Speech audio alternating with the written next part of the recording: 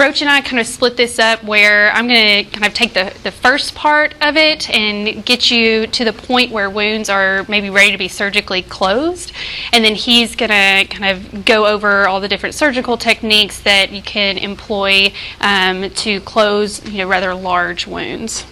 The big thing to just always have in mind when you're thinking about wound management is that there is an inflammatory, a repair, and a remodeling phase. They overlap more than are just 3 consecutive phases. And so when we're thinking about wound management in the immediate period, we kind of have the different phases that are overlapping and trying to enhance whatever process is going on at that time. So the goals of wound management, this is kind of how we set up the talk, basically going through stabilization, preventing further contamination. So that's in the immediate temporary period. Maybe you're in the middle of the day and you've got a lot of appointments to get to or things like that.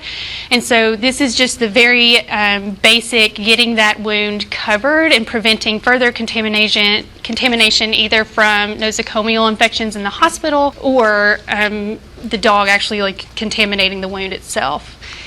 And then we move on to the kind of process of removing the foreign debris and contaminants with lavage, and then debriding the dead and dying tissue, getting into ways of debridement and what everyone is kind of transitioning to now, and then wound drainage. So this is going to be both with open and closed wounds, and that will get into kind of the basics of drains and things like that. All of this really works to establish a viable vascular bed. So our end goal, of course, is good granulation tissue. And then the last goal is selecting the appropriate method of closure, and that's kind of where Roach is going to pick up and talk about decision making and different ways to close those wounds if we decide to close them. So stabilization, I feel like we all know this, but definitely I see sometimes when we have emergencies come in, everyone gets really focused on the wound. And so it's nice to kind of take a step back and kind of see past that wound, make sure that the patient is stable. So our basic ABCs of stabilization, the physical exam and a neurologic exam is pretty important when you have degloving injuries and these big time wounds, because it would kind of suck if we treated the wound and then in the end had some kind of neurologic dysfunction.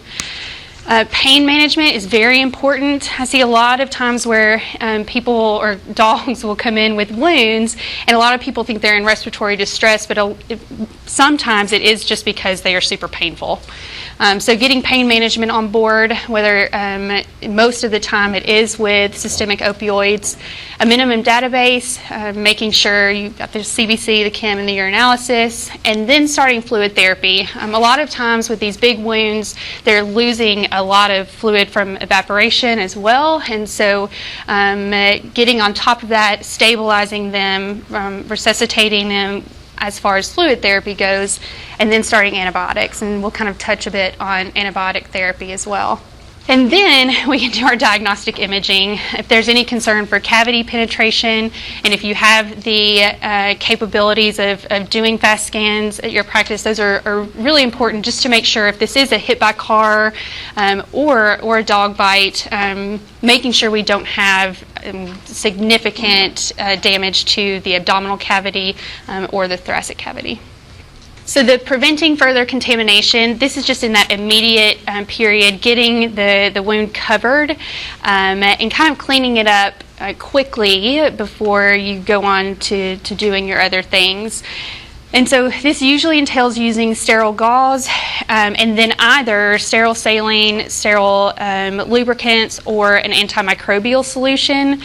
And then I put this on there just because I always need to know the 1 part to the 9 part saline for the iodine, and then the chlorhexidine is usually the 1 part solution to the 40 part sterile saline, so pretty dilute, just because we don't want to damage any of those good cells that might be hanging around in the wound. A liberal clipping, this is more significant in dog bite injuries where you do have just those teeny tiny puncture wounds, but the other smaller ones might be hiding under the fur, or it might be more extensive under the skin. So a really good liberal clipping, we put gel along the fur edges, and this not only facilitates the clumping of fur, but it also decreases the airborne hair fragment deposition into the wound. Fur surrounding the wound can potentiate tissue maceration and bacterial proliferation, so that's just why we want to get that out of the way before we cover the wound. And then any kind of protective wrap. Usually if you're going to use the sterile gauze and any of that as your primary layer, it's just a modified Robert Jones just to keep it covered temporarily. So then we move on to removal of foreign debris. This is usually when the dog is either anesthetized or at least sedated. We start out by manually removing any of the debris from the skin, and this is to preserve any cutaneous circulation. We don't want to damage that if it's going to remain intact, just trying to go for that debris. Subcutaneous, if there's a lot of debris in that area, we can easily excise that fat just because of the lack of blood supply that's located in the subcutaneous tissues. And then we get to lavage. So isotonic fluids, LRS or normal saline. I've used tap water when the others weren't available. I don't think that it would hurt in this immediate period for sure. There are some studies that say it damages fibroblasts, but at this point in the early phase when we're just trying to remove foreign debris, I think you're probably pretty good with the tap water. And then, of course, the 18-gauge needle and 35 ml syringe, delivering a pressure of 8 psi. And then a total volume of 500 to a liter for small to moderate sized wounds. There was a recent study that showed that just the 18-gauge needle and the 35 ml syringe resulted in very inconsistent pressures. And so if you have access to a pressurized bag, just throwing a 1 liter fluid bag in there and pumping up the cup to about 300 millimeters of mercury will give you more consistent pressures while you're flushing. And then there are commercially available lavage units, which I personally have never seen, but I put a picture on the next slide for you guys. While we're removing the foreign debris, we're avoiding placement of any deep dermal subcutaneous sutures if you're trying to close dead space or prevent that in the future, just because we know we have contamination, and that suture material deep in those tissues are probably just going to potentiate any kind of infection that we will develop. But if we are going to take cultures at this point, the big thing is to make sure we have flushed and taken cultures of the deep tissues. So nothing around the edges of the skin or anything like that, because of course we could get outside contaminants. So these are pictures of the setups that I was talking about earlier. So this is kind of the setup that I am most familiar with, the liter bag with the line, and then this is a 3-way stopcock with a syringe and the 18-gauge catheter. Here we have these 1-way valves that are super easy to employ, and that way we don't have to do the stopcock back and forth because we're lazy. And then we have a pressure bag. This is what the Monet study was saying about keeping that pressure bag at 300 millimeters of mercury and delivering more consistent pressures. And then this is the Stryker commercially available system. I think it's called Surgipulse, but it's pretty cool in that it has this little cup at the end, and so this is where the lavage comes out, and the cup kind of prevents all of that backscatter of flush when you're trying to get a good pressure and not spray your entire wet table or wherever you're doing this. So then debridement, and this is where it gets a little tricky, and I think just as we keep moving forward, there's no one way to do any of this debridement or drainage of open wounds. There's just a huge variety of options that we have now as as well as new technologies that are showing us new ways to treat wounds. The unfortunate thing is that, of course, in vet medicine we don't have a lot of really solid research on these things. So I threw up the ones that I'm more familiar with, but there's definitely, we could talk about this for days on all the different options that we have. But when we're talking about debridement, there are two types of debridement modalities. We have selective, which is most commonly the surgical removal. If the wound is small enough, removing the wound altogether, or a layered debridement. So that's more of your staged scenarios where you're surgically debriding and then kind of maybe waiting a day and going back and seeing if there's more necrotic tissue and debriding a little bit more. And then there are also topicals that we'll talk about a little bit later that are selective now as well.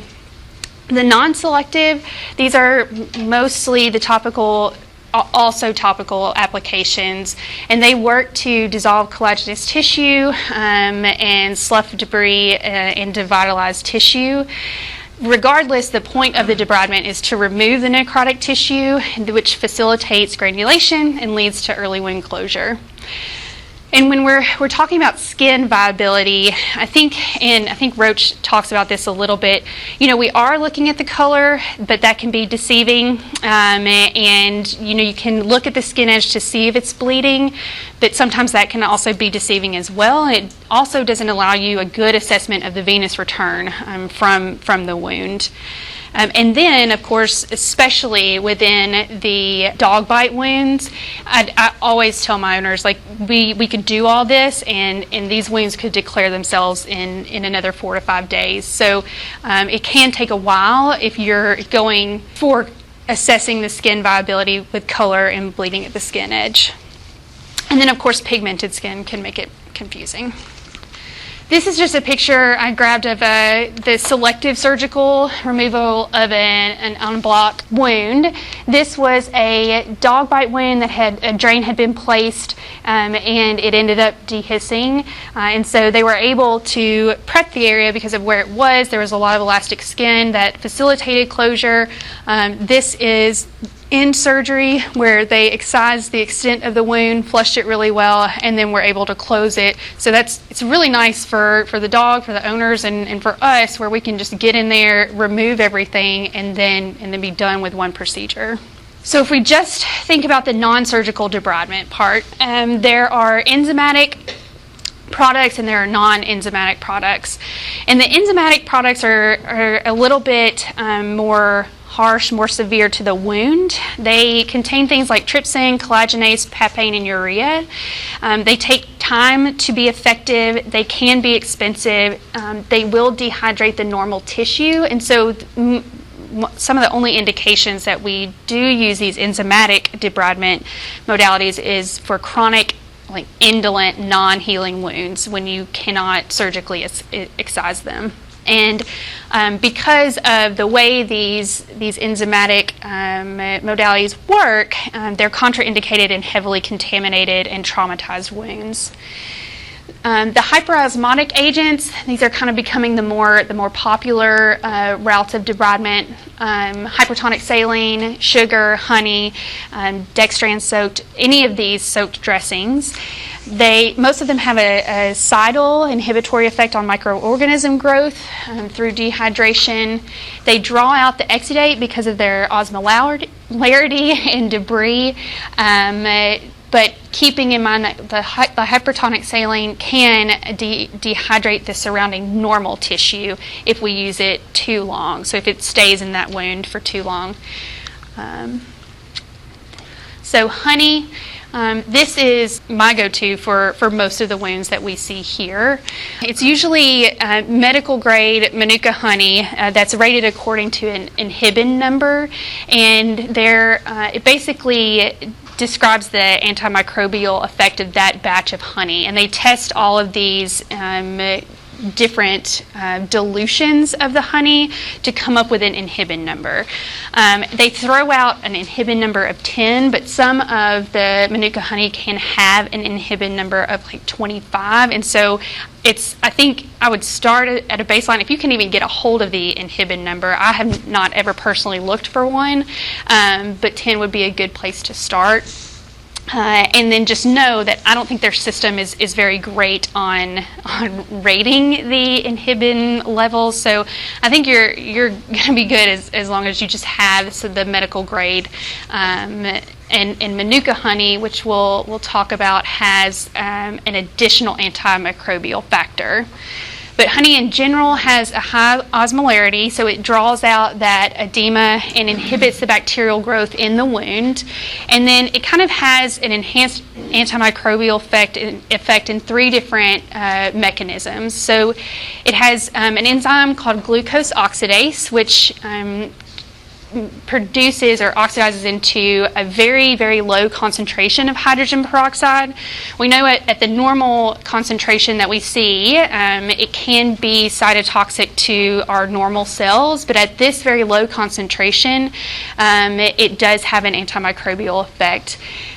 Because it also is broken down into oxygen-derived free radicals, which can be damaging to microorganisms, but there is also reduced cytotoxicity of the free radicals because of the antioxidants present in honey.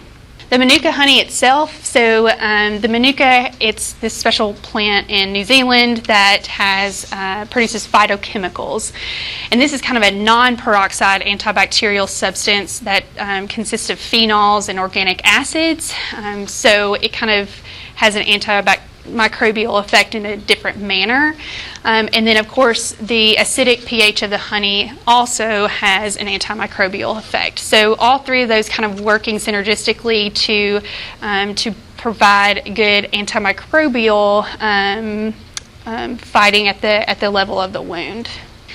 Other proposed properties of honey that haven't truly been solidified are the reduction of inflammation through antioxidants. They are thought to stimulate B and T lymphocyte proliferation, have phagocytic activity, and then cytokine release from monocytes. This is a picture of our own Dr. Roach and his new hobby, which is making honey. And then this is his little girl Birdie, who is helping out in her little mini-me bee suit. And so I think one of Wes's goals is to be able to produce the honey that we are using in the hospital. And so his big question was, what about the raw honey? And so we had an owner up north that made us honey and brought it every month, and we used it, but we always warn the owners that there is a risk for bacterial contaminants, and so it's not something that you're going to see in human medicine. The honey does have to be sterilized, but the risk of contamination is pretty low. So other substances that are used commonly, so sugar, it's a hyperosmotic but can also be a nutrient source for the bacteria. And then the hypertonic saline.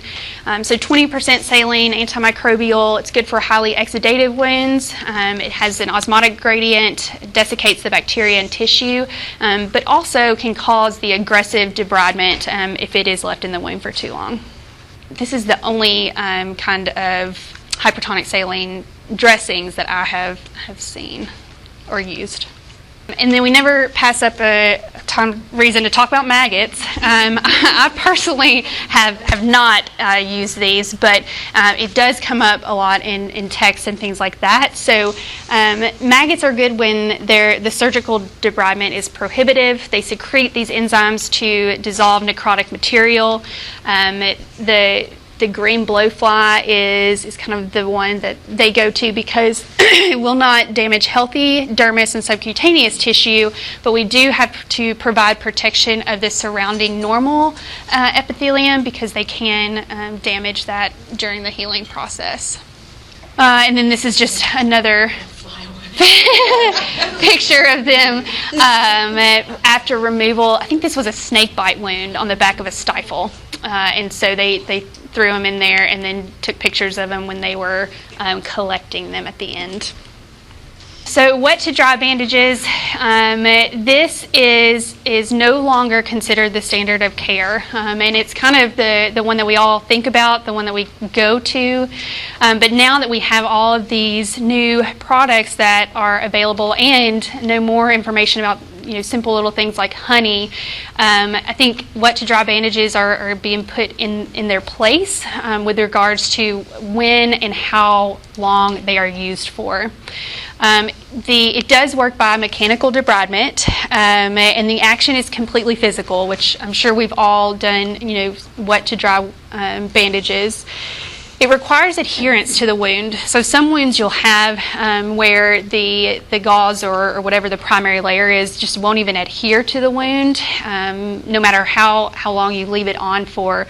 And so then it's kind of not doing a whole lot as far as debridement, but maybe culturing that environment for bacterial growth. It doesn't have an antimicrobial effect.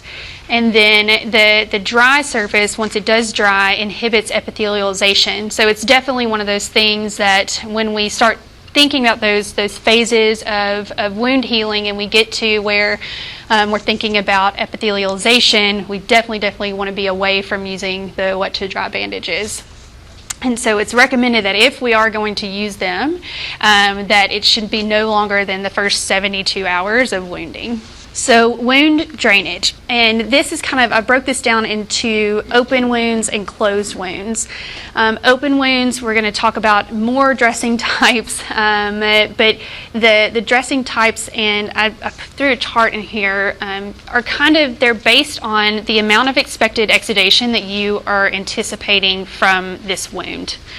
And what's nice about these is that you can interchange them if you're getting more or less exudate than you anticipated.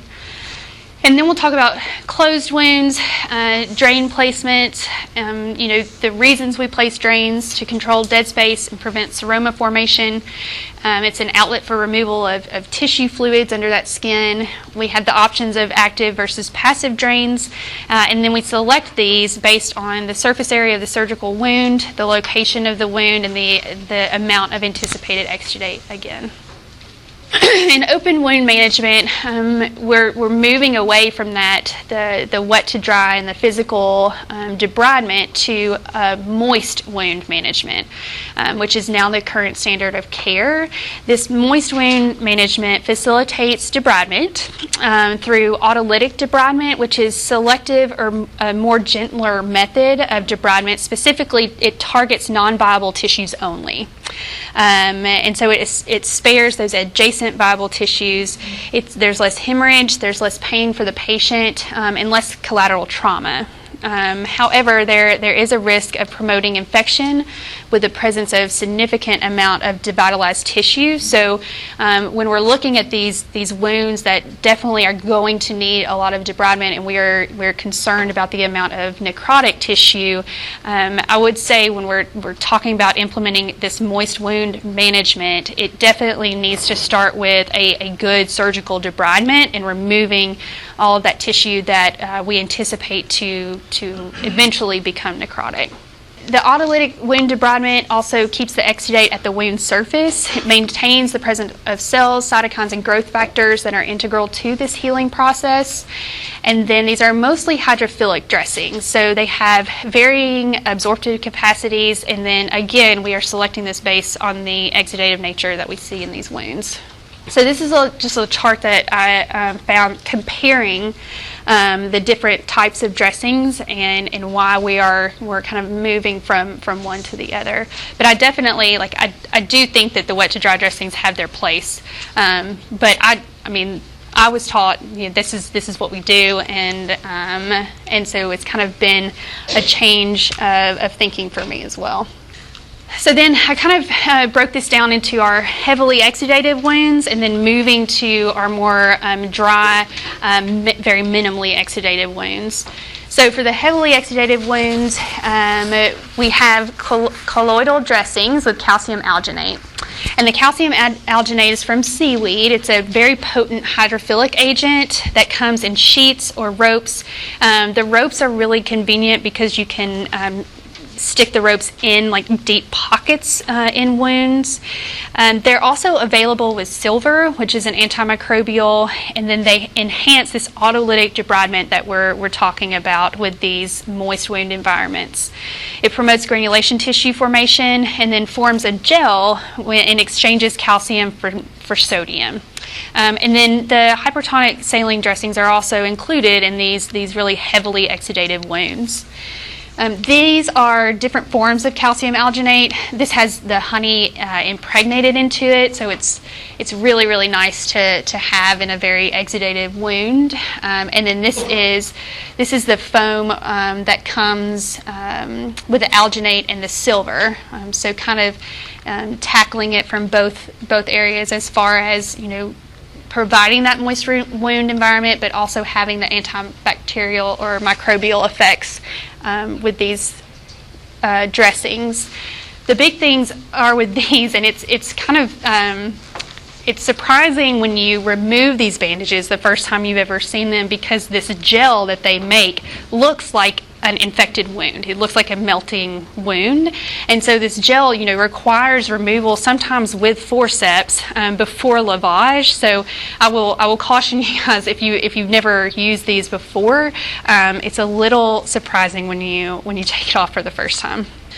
So then for your mild to moderately exudative wounds, the hydrocolloid sheets, we have polyurethane foam dressings or maltodextrin polymer flakes. These are very dry on contact, but they imbibe this wound exudate. They form this gelatinous layer, kind of like the calcium alginates at the wound surface, and then they're also applied to the wound with a semi-occlusive dressing. This is what you see when you remove this, and so it's good. We want to see this, but like I said, this is the gel that can look like you have a melting wound. So they're removing the silver-impregnated polyurethane foam, and then they will remove all of the gel or goo with some forceps, and then flush that wound, which will have a really good layer of healthy granulation tissue under it. These are just also examples of the flakes that I mentioned. So sprinkling this into the wound, and then this is after that wound had a tie over for a day, and then they flushed the wound after they uncovered it.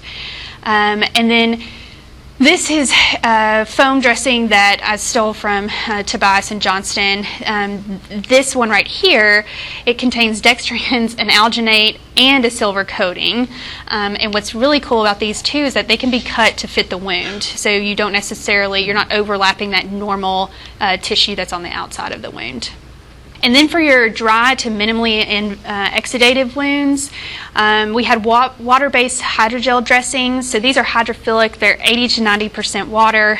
They're providing exogenous moisture to the wound, and these are good for the partial thickness wounds and abrasions that we see. It keeps the wound surface moist, and then it promotes that epithelialization. So just reiterating how these dry wounds will not promote that epithelialization that we want, and so keeping it moist is kind of within that wound's best interest. Here we use a lot of Derma gel, and I had never used this before I came here, but we are dispensing it like crazy. And what's really cool about this is that it doesn't require a bandage. I don't know if you guys have it at your practice, but it's an isotonic hydrogel.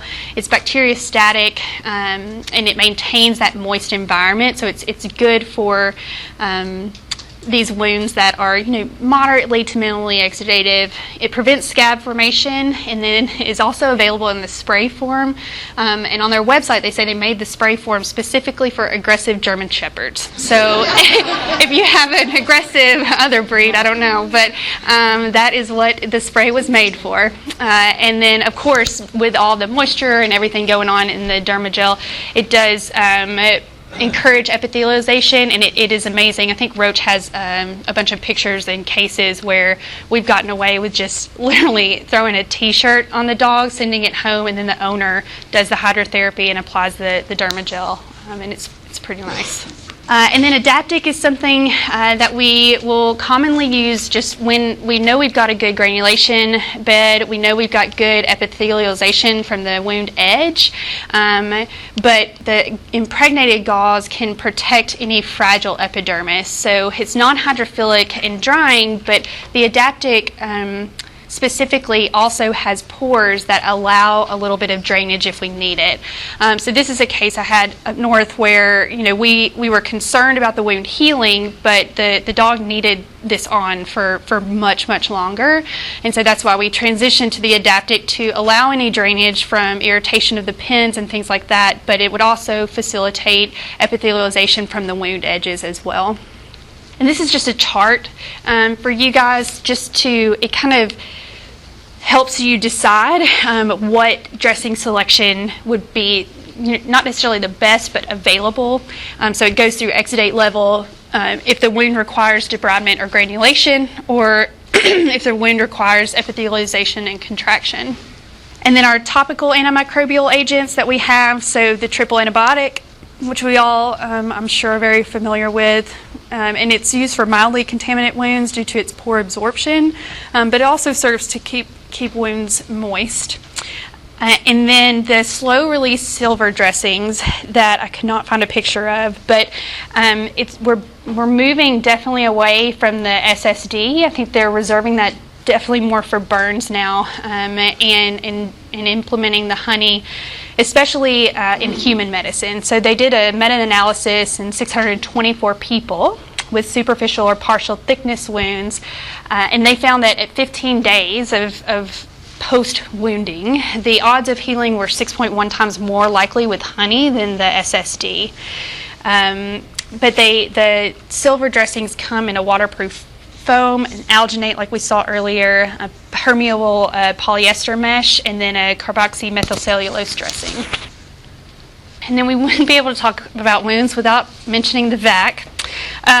This negative pressure wound therapy, it hasn't changed much since we were in school. The foam has 400 to 600 micrometer pores, which allow for pulling that exudate out of the wound. And then the gauze there are available options for antimicrobial, impregnated gauze or foam. These are occlusive dressings that form a seal over the wound surface. They're semi-portable with the mechanical unit, although I feel like anytime the dog moves, something messes up with the whole system. And then the clinical standard is negative 125 for the foam base and negative 80 for the gauze base. And I'm only familiar with the foam, so I only have pictures of the foam, but this is kind of the setup. The foam goes in the wound, and then this tracking system, once you fit the foam to the wound, you put this on top, and then it forms a little hole and sucks out all the fluid into your little canister. This is a dog that was attacked by another dog, and so they kind of went through the process of showing you, what the wound looked like and how they cleaned up the wound and the edges, placed the foam, applied the sealant around. So this is just a bunch of sealant that it comes with, and then they were able to get this wound closed rather quickly, and definitely more quickly than if they let it heal by second intention. So there are really good advantages to the negative pressure wound therapy. It definitely improves wound perfusion, it reduces the edema, it stimulates granulation tissue, it decreases bacterial colonization, removes that exudate, and then there's definitely a faster time to wound closure. But most of the time, these guys are not going home with VAC systems. So they're in the hospital with an increased duration of stay, which is an increased cost. And you're usually changing these systems out every 48 to 72 hours. And I haven't done much just under sedation. Usually they have required anesthesia. That could just be a result of the wound being so significant or the location of the wound. But it definitely is an added cost. And then troubleshooting the system, it's difficult. It needs it needs to be troubleshot a lot.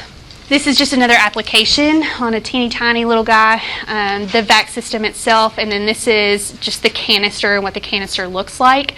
A lot of times the plastic clear part can come out, and if you have a very exudative wound, these things need to be changed more often than not, but that's kind of what it looks like, and they make little fancy backpacks for the dogs to wear where the canister goes in, but it's definitely a specific scenario to employ the vac. And this is just a case that I pulled. So what is really good for are these big wounds that are on the limbs, because you can apply it and then the dog can walk around. You can keep it covered. You can keep it protected from any contamination. And so when it works, it's really great. And then I kind of just touched on additional therapies because there have been more recent papers out about each of these. The hyperbaric oxygen, it's also offered at Tennessee, so an administration of 100% oxygen in a pressurized chamber. The tension above 40 millimeters of mercury promotes healing, and most chronic wounds they found to kind of hang out around 20 millimeters of mercury as far as oxygen tension in the wound. The benefits of HBOT are upregulation of growth factors, the stimulation of angiogenesis, fibroplasia, collagen formation, and epithelialization. There are antioxidant properties, and it's thought to enhance leukocyte bactericidal effects. However, Chris Latimer out of Tennessee published in VetSurg of 2018, they did a prospective controlled experimental study where they had 10 adult dogs. They created wounds on their dorsums, and one treatment group got the oxygen therapy once daily, and the first day was 30 minutes, and then it was 40 minutes from days 2 to 7, and then the control group received just standard wound therapy, and they did a great job at looking at the different groups. So they did subjective scoring, total wound area, percent epithelialization, percent contraction. They took biopsies that were looked at histologically, and then cultures. And what they found is that there was no difference. There was no difference in time for contraction, time for epithelialization. There was no difference in wound scores or histo scores or bacterial loads from the cultures. So it was a very safe method of treatment, but not more effective than your standard wound therapy. And then the other paper that it also actually came out of Tennessee in VetSurg of 2018 looked at low-level laser therapy, which it's great because it induces proliferations of fibroblasts and shortens that inflammatory phase. But in general, other than this one study, it's kind of lacking its evidence clinically. But Gamble, they published that low-level laser therapy on primarily closed incisions and full-thickness open wounds. They looked at a prospective masked placebo-controlled design of 10 female dogs. So the treatment group received the laser therapy once daily for 5 days, and this was a 980 nanometer laser. And then the control group just had a sham treatment. So I even think that they did the laser, but if they just didn't turn it on. And so some student probably did that. They did visual assessment, wound measurements, photographs on days like 3, 7, 11, and 14. They also biopsied post-op at day 7 and then post-op day 14. And then they also found that there was no difference in subjective assessment, wound measurement, and histopath. They did find that on histopath, the control, so I said that wrong. They did find that on histopath, the control had more perivascular lymphocytes and macrophages at day 7, where the treatment group had more of those perivascular lymphocytes and macrophages at day 14. So take that for what you will. But I definitely think more research into this area would be beneficial. So for closed wounds that we're going to manage with these drains, we have the passive drains, which is the Penrose, which I'm sure we're all familiar with. It's simple, it's most economical, it's a radiopaque latex that comes in a variety of sizes. I find that we have the biggest size Penrose I've ever seen here, so I usually end up just cutting it in half or quarters for it to serve its purpose, which is that capillary action over the outer surface of the drain itself. It's gravity dependent, and so it takes a little bit of planning whenever you're placing these drains. The dorsal proximal end of the drain is buried and secured with a single suture, and then exited out the skin and secured with a second suture at the exit point that's more ventral or distal. And then, of course, we try to avoid that incision area where we have done our wound management. And this is just a picture of placement of the drain. This is a Penrose drain, and then this is a post-op amputation where there was infection, and so they ended up placing a drain as well. These drains are removed 3 to 5 days after placement. They do carry an increased risk of ascending infection, and they allow air into the wound. So they're avoided in thoracic wounds where we're suspecting a pneumothorax or basically any wound where we think we might be into one of the cavities. And then if possible, the exit site's covered with a sterile bandage. The dog has an e-collar. I think the two more common errors that we see are improper placement of the exit site due to patient positioning. So if you're dealing with a wound and the patient's in dorsal recumbency, things can get turned around to where you're exiting in the wrong direction as far as gravity goes. Or you're exiting both ends of the drain through the skin. And so that's just facilitating more ascending infection into the wound. The active drains are more commonly the Jackson-Pratt. It's a closed suction system that creates a vacuum. There's a one-way anti-reflux valve. The spout permits emptying, and then the fenestrated tubing is placed within the wound, with the non-fenestrated portion exiting through the skin, secured with a purse string or tacking suture, and then a Chinese finger trap. The tubing is attached to a reservoir, which is the grenade, and these are generally left in place for 3 to 5 days, or when fluid production decreases to 2 mL per kg per day. These are all pictures of the JP, our different kinds of tubing that we have. So the flat fenestrated, the smaller circular fenestrated for our little guys.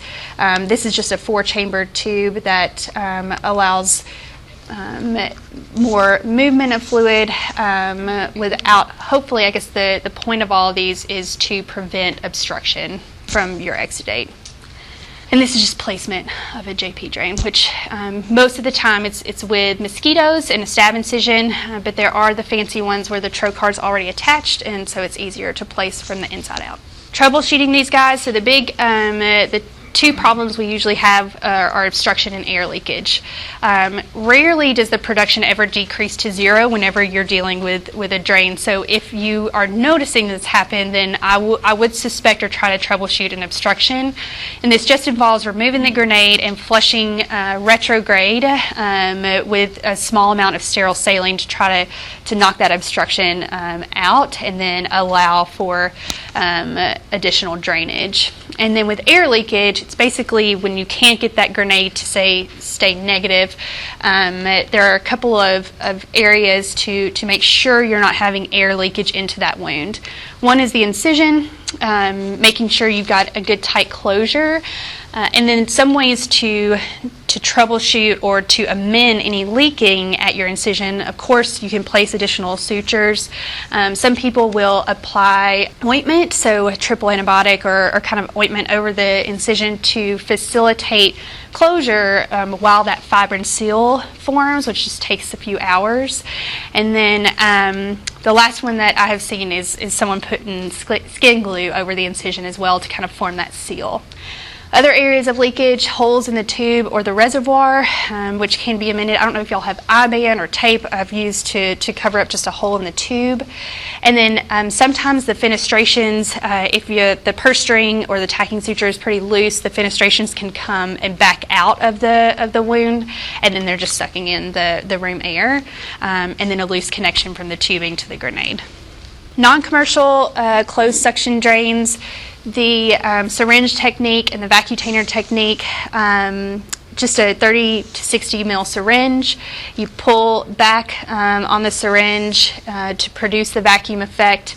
It's emptied with a 3-way stopcock, and the only difference is that it just lacks an anti-reflux valve, so it does increase the risk of bacterial contamination. The vacutainer technique I've seen used a bunch, especially in our little guys, so just a butterfly catheter with fenestrations at the end, placed into the wound. You have to make the fenestrations, which is a little tedious, but the needle's inserted into the vacutainer tube, and the tube is just secured to the bandage. So it's a small reservoir capacity, but that's perfect for our little guys, and then the tube does become easily obstructed. And then these are just pictures of those non-commercial drainage systems. So the one with the syringe, and then this is kind of your setup for the vacutainer, cutting off the connecting end of the butterfly catheter, making your fenestrations, and then that butterfly needle goes into the vacutainer. So there are a lot of advantages to these guys. Independent of gravity, they allow the ability to quantify the volume that you're producing.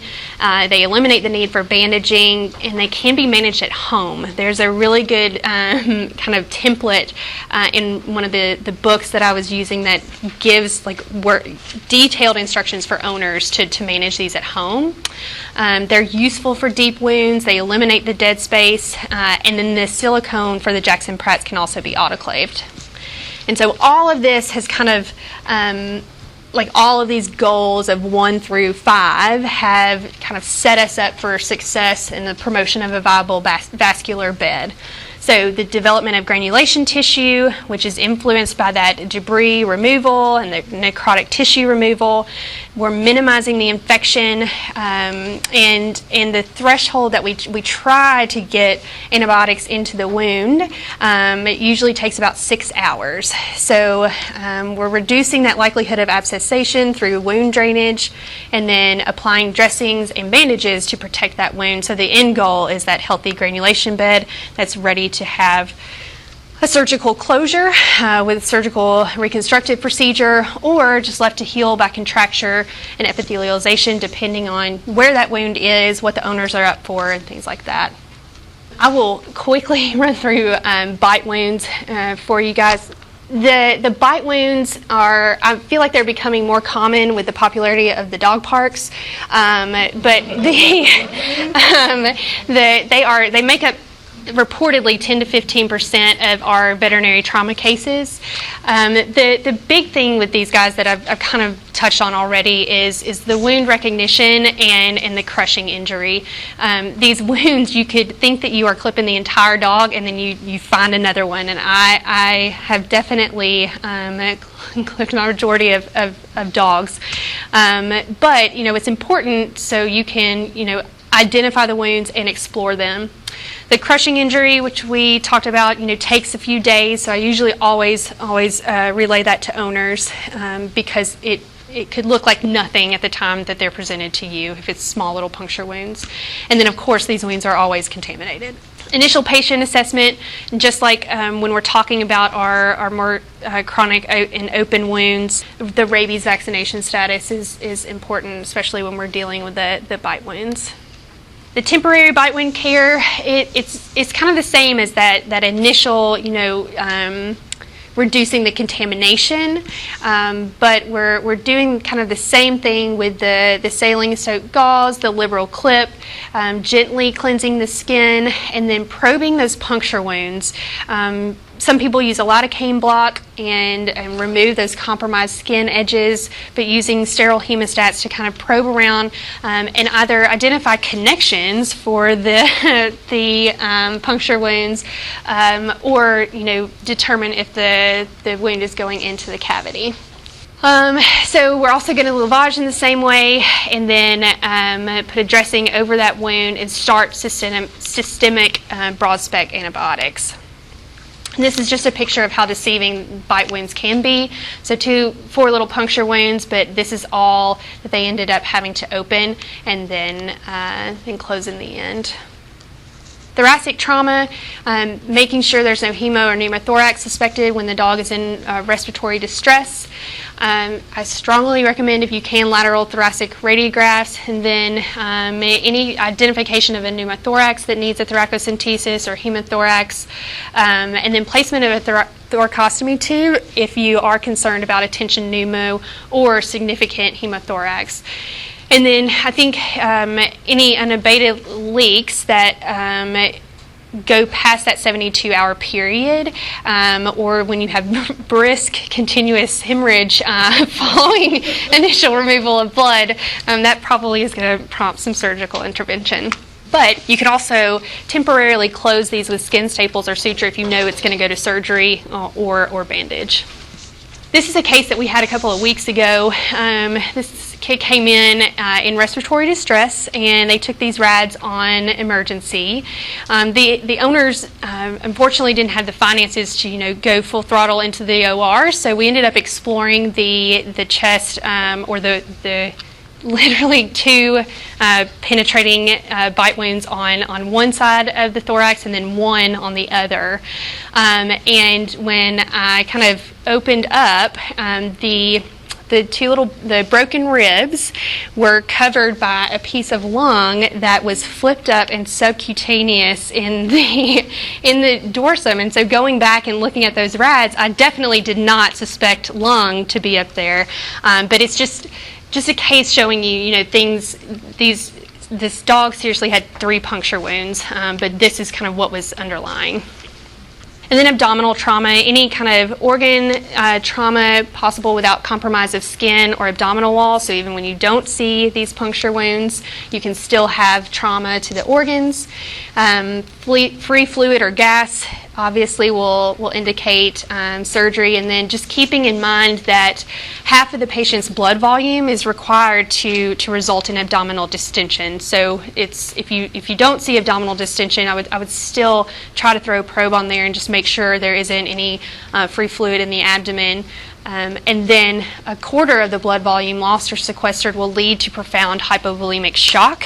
So if you're not seeing it clinically, it's definitely something to keep in the back of your mind if you're dealing with blood loss within a cavity.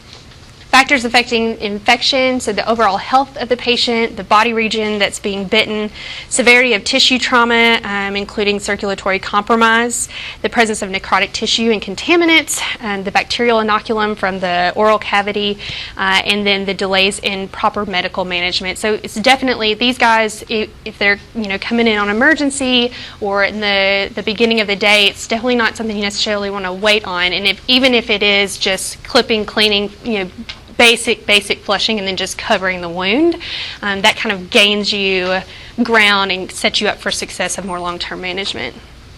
Antibiotic therapy, this is just briefly, the oral cavity has aerobic and anaerobic bacteria, and then Pasteurella has been found in 50% of dog bites and 90% of cat bites, so you're thinking about amoxicillin, clavamox, and cephalosporins. The maximum acceptable delay in antibiotic administration is 3 hours. I would say anywhere from 3 to 6. And then intravenous, as we all know, is 4 to 12 times faster at getting those serum levels to the wound. The antibiotics, when you're thinking about that, bactericidal is obviously the best, are the cephalosporins, the ampicillins, the penicillin. They rapidly will enter that wound within an hour. And then the tetracyclines and the clindamycins, just keep in mind that they never reach wound levels equivalent to serum. And then the fluoroquinolones are always really nice to add in for any resistant gram-positive or gram-negative bacteria. I've just got 2 case examples that I will run through. This is a dog that I saw my internship year. It had definitely been trying to run away from something, and so had a few little wounds. The big things here is the patient positioning was important, because what you can't see in here, there were puncture wounds on its back as well, but then also the probing, just making sure there was not involvement or penetration of the rectal wall, because we would have kind of been in a different spot at that point. This is him after I did the back wounds. We flipped him over and flushed those wounds really well, put skin sutures in, and then put him on clavamox, and I did Baytril at the time as well. And then this is what he looked like from the back, so just making sure those Penrose drains are exiting ventrally for gravity-dependent purposes, and that capillary action that we want to happen.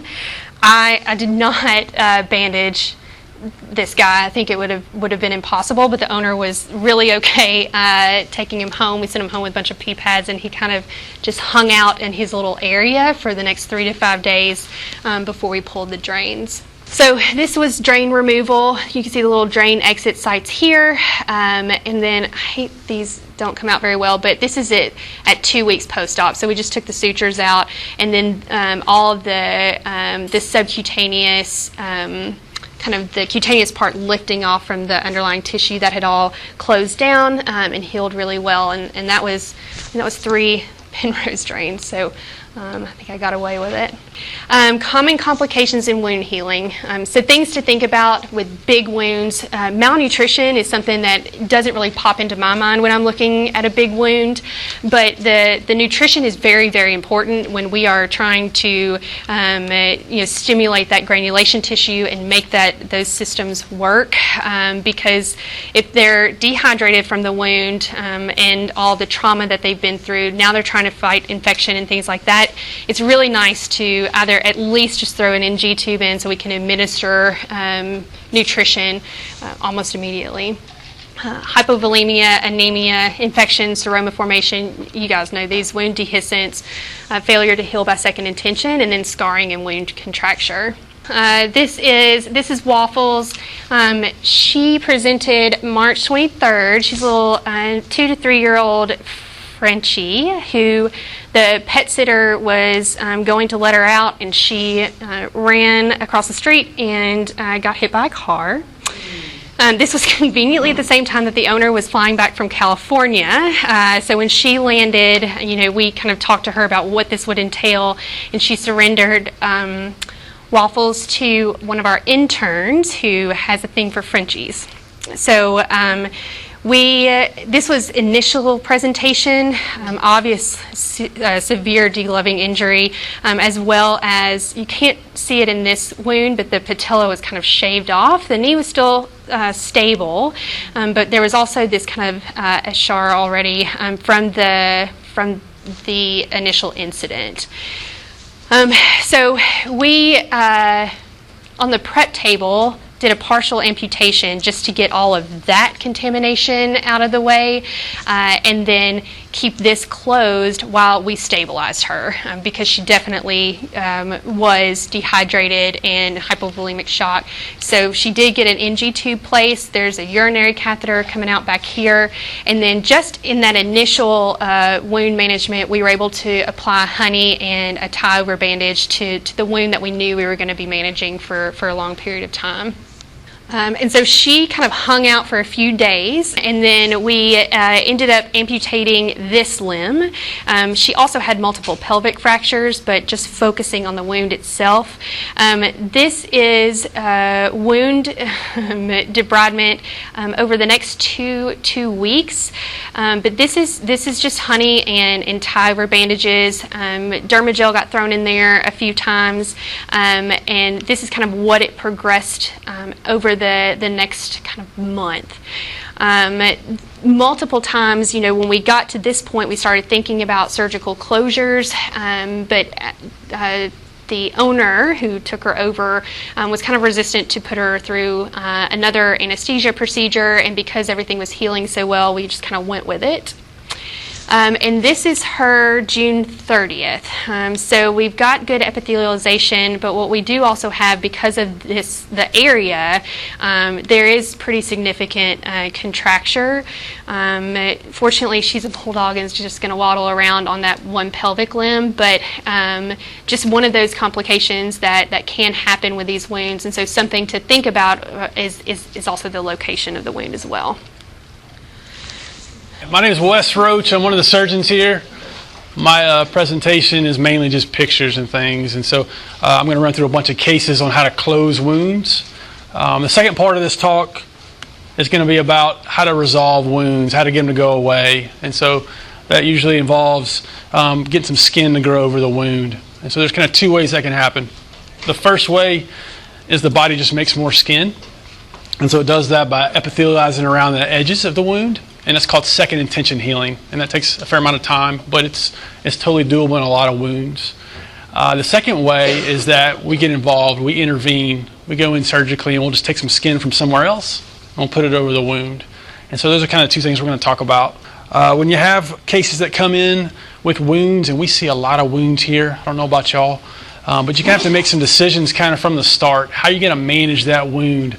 Are we going to manage it open? Are we going to try to get it healthy enough where we're going to close it? There's a lot of little decisions, and we're just going to kind of guide you through how we make decisions here, or at least how I make decisions here on managing wounds. So some things that are important to consider would be the size of the wound, and really the size of the wound compared to the size of the patient.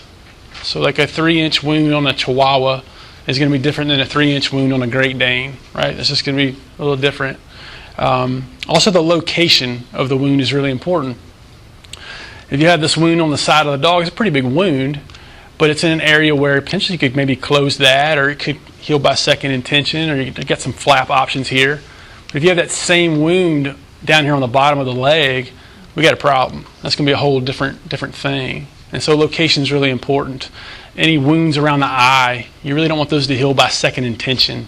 If they contract down, they can pull on the eyelids, and they can't close their eye all the way. So location is really important. So I'm going to run through some cases. So this is a dog that got bit where you don't want to get bit. This dog is a black lab facing away from us. This is his legs up in the air. This is his tail. This is his anus right here.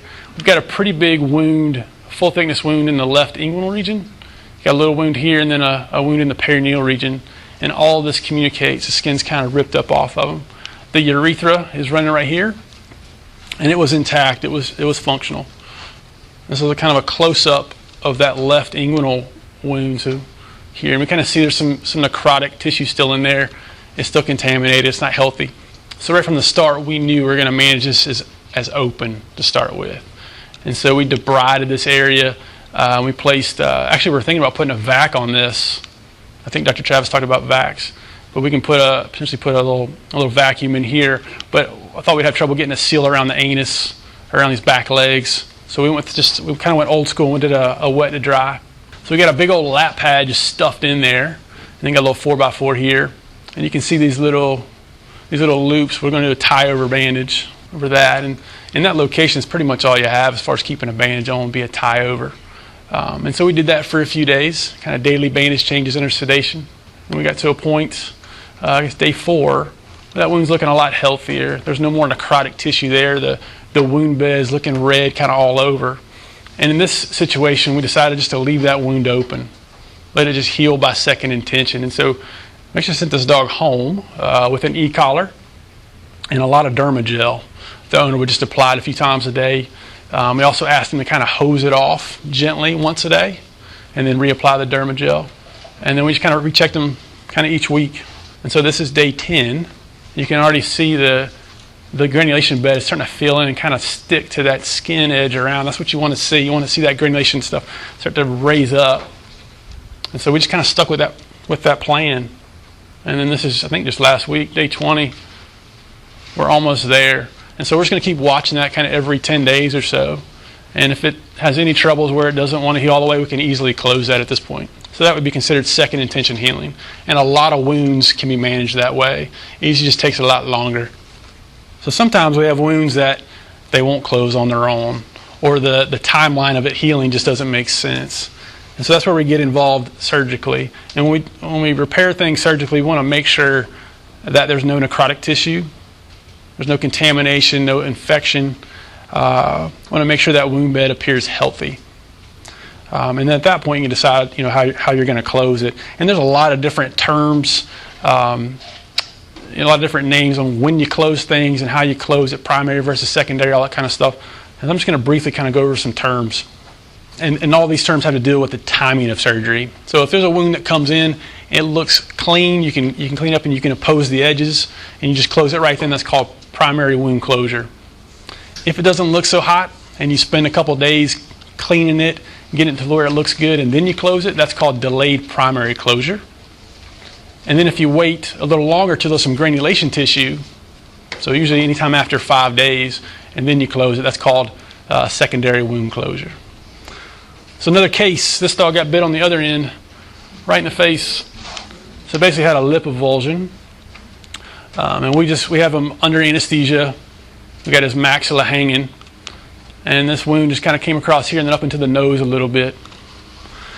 And so for this wound, this is not a great wound to manage open. He's probably just going to chew it off. Really can't bandage this area. And so we were left with kind of just closing it primarily. And so for that, we want to make sure that it looked as healthy as we could. So we debrided some of this tissue. Kind of see it just hanging on. But we ended up magically just closing it.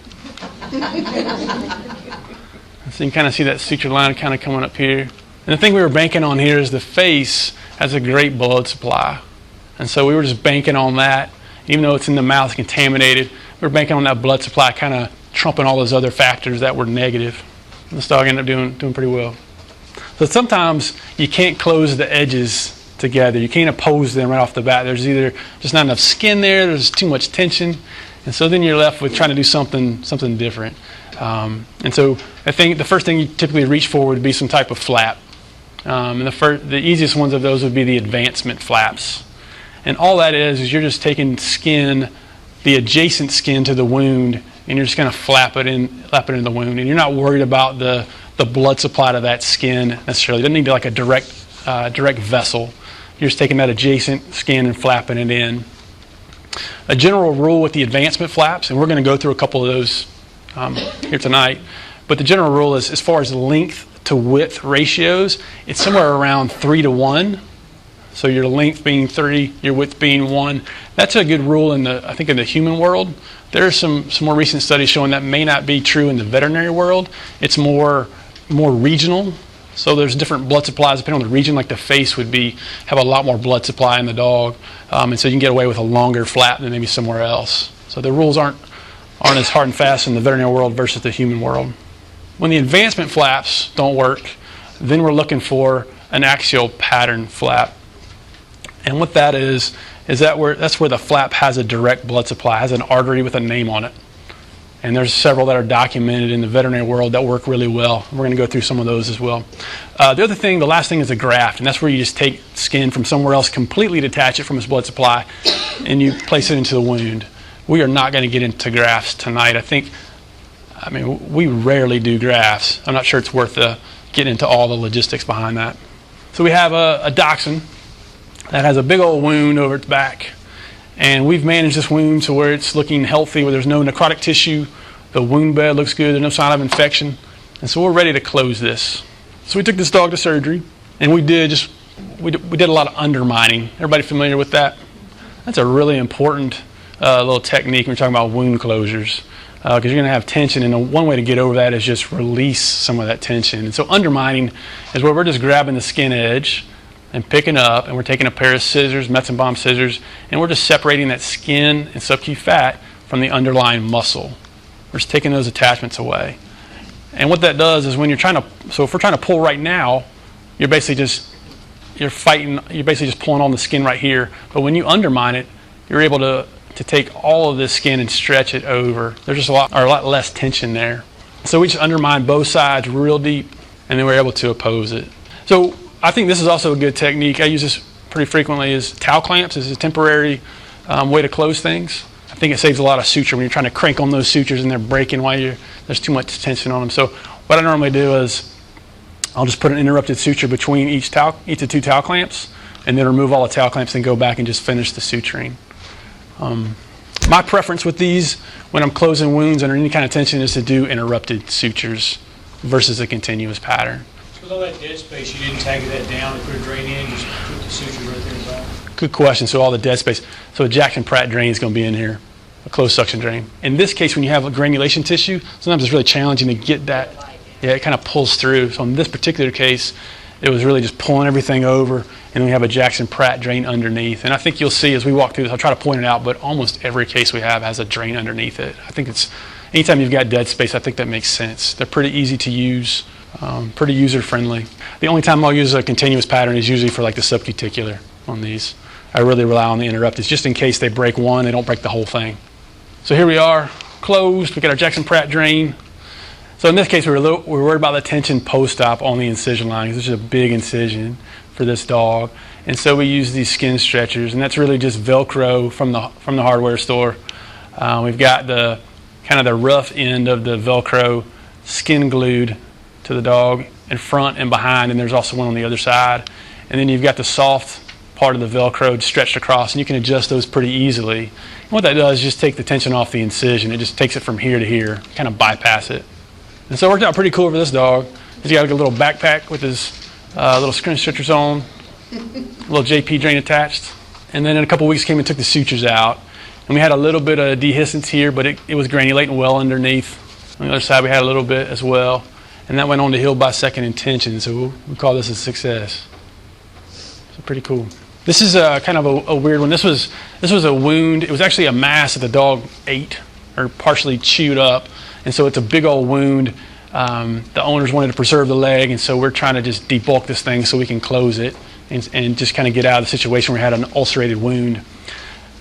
During this debulking, I realized I had taken a little too much skin.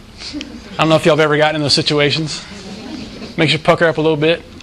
But if y'all can see this, so we've got, this thing is retracting. I had not realized that the skin was so inflamed and edematous from the dog self-traumatizing it that it didn't have the normal flexibility and stretch. And so this thing, I mean, we had a big old wound here. And so it's not a great place to, there's not a flap that can really reach down this far. We're kind of stuck a little bit. And so I went with fenestrations. I think these are really helpful on extremities. Anytime there's any tension, we just make just some staggered incisions parallel to the incision, and it just allows you to stretch that skin so much more. So that's what we did on this dog. This is following closure. So we have 3 or 4 rows of fenestrations above and 3 or 4 below, and that allowed us to close this. And also in this case helped us get some drainage, get some of that edema out of there pretty quick. So I think fenestrations are great. We use them pretty frequently on the legs with any type of surgery on the paw, stuff like that. The downside of doing fenestrations is it increases the kind of management that first few days. So now you got these little wounds, they're going to be draining a bit. We normally just keep a bandage over them, change the bandage daily for the first 3 or 4 days. So there's a little bit more involved with it, but I take that all day over having like a tourniquet effect here, where this is starting to swell, it doesn't get the blood supply, or that your incision busts open. So it's a bit of a trade-off. So it healed up pretty nice. This is like 2 weeks out. This leg is attached to Joe, the boxer. So we're just going to keep rolling through these cases. So this dog is laying on his back. This is his chin. This is his mandible. And he's got a wound right here. This is a tough spot. So there's not a lot of skin to close, so we're not able to oppose this. Not a lot of great skin flaps like with the arterial supply. Not a good place to graft.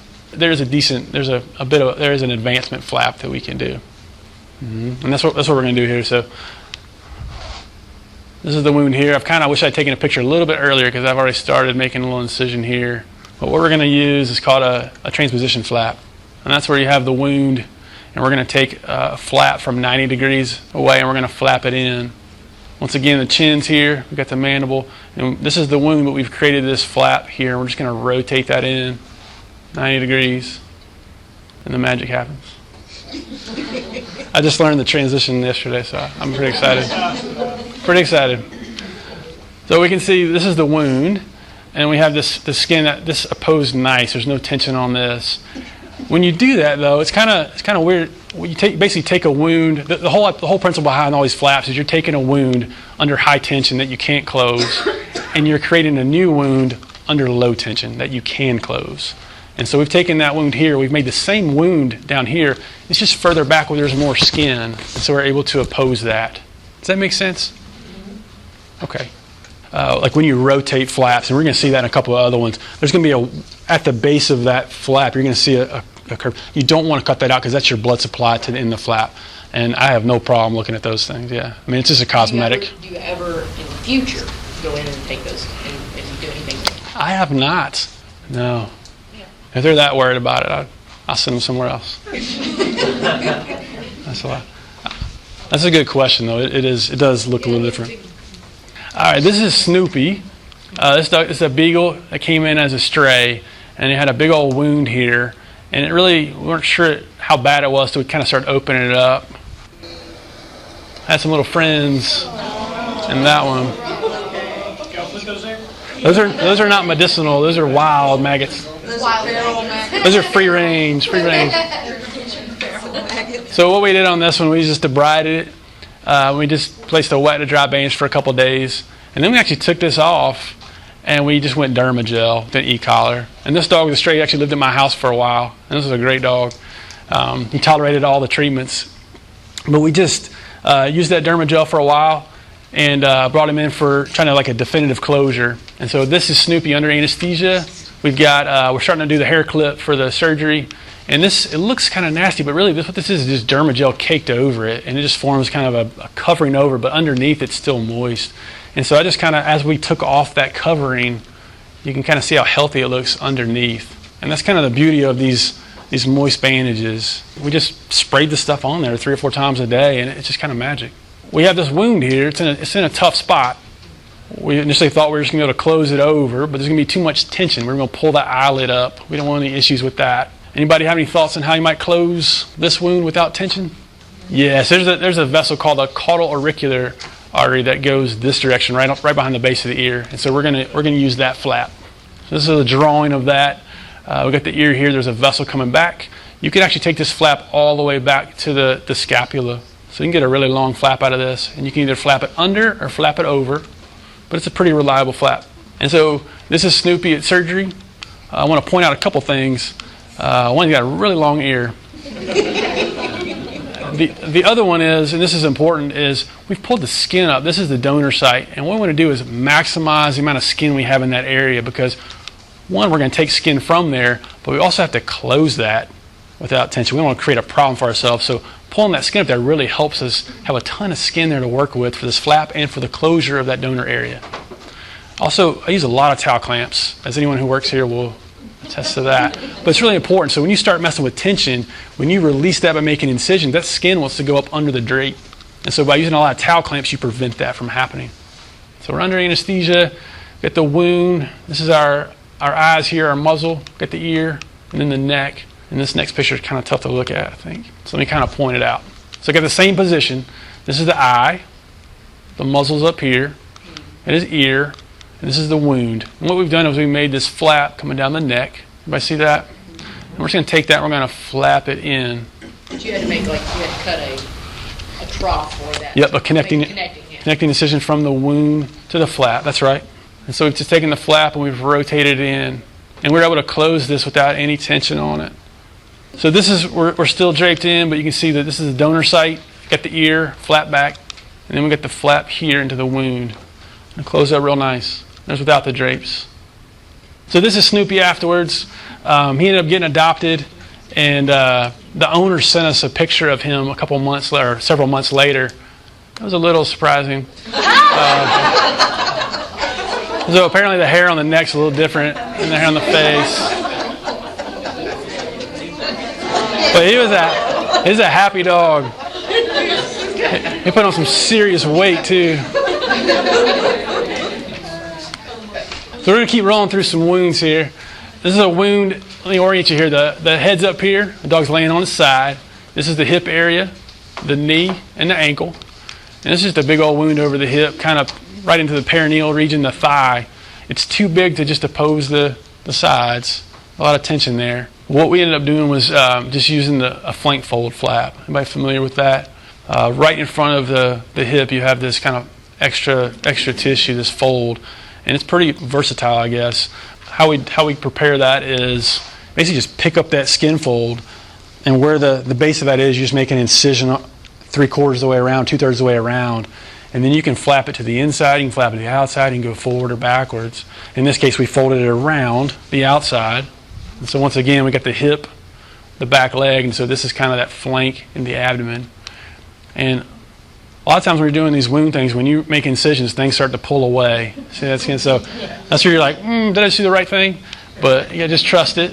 And so this is the flank fold flap. And what we're going to do is you really rotate this thing around. So this part actually goes way back there and just slides around. So you can see we're kind of able to cover that by just bringing this all the way around.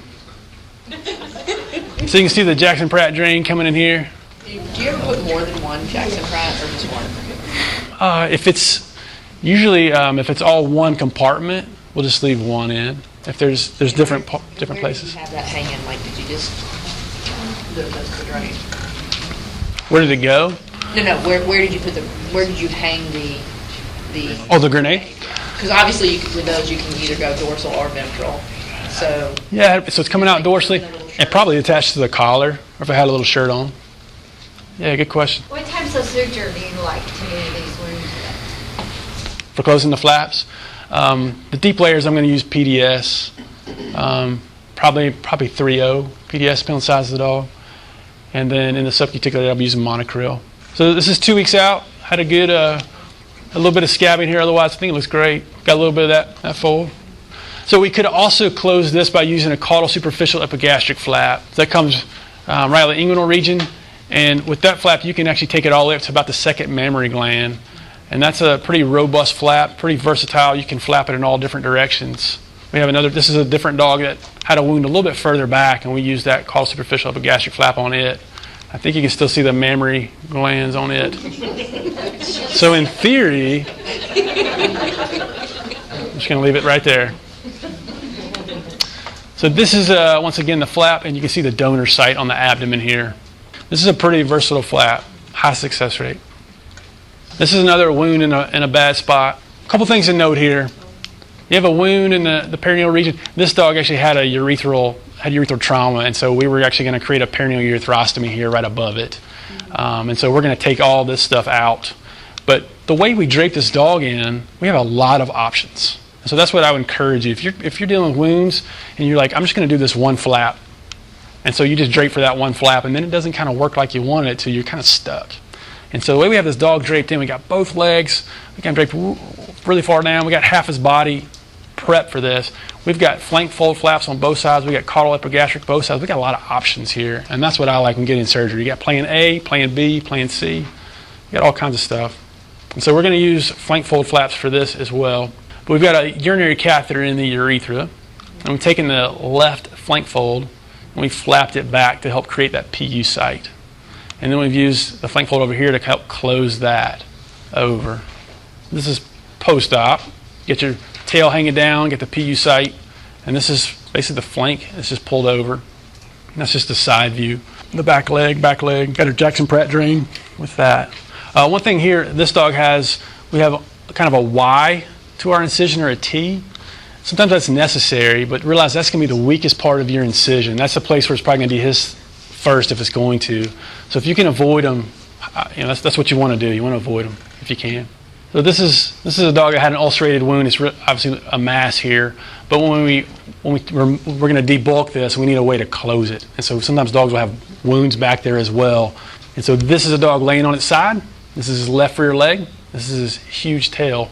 And so what we're going to do here, I'll cut to the chase, is we're going to do a tail flap. We actually have a pretty good blood supply on either side of the tail. And so what we're going to do is make a dorsal incision on the tail that communicates with the wound bed.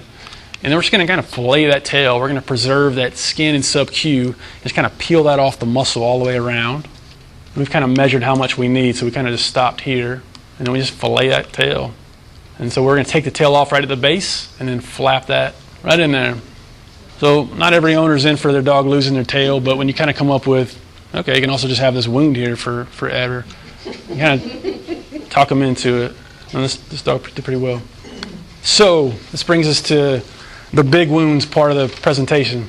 So a couple times a year, we'll get these dogs that come in that have these unbelievable wounds.